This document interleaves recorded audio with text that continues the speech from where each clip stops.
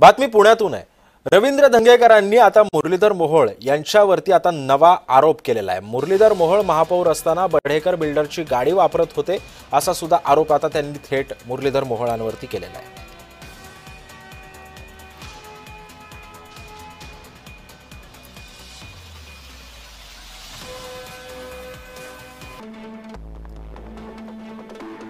धंगेकरांनी आता हा नवा आरोप केला की पुण्याचे महापौर असताना बढेकर बिल्डरची इनोवा क्रिस्टा ही गाडी मोहोळ वापरायचे।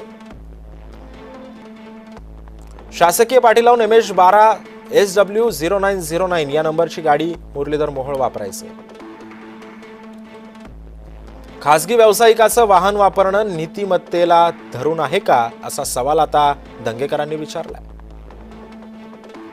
मोहोळांच्या कारकिर्दीमध्ये पुणे मनपा अतिशय भ्रष्ट झाली आहे असा सुद्धा आरोप धंगेकरांनी केलाय।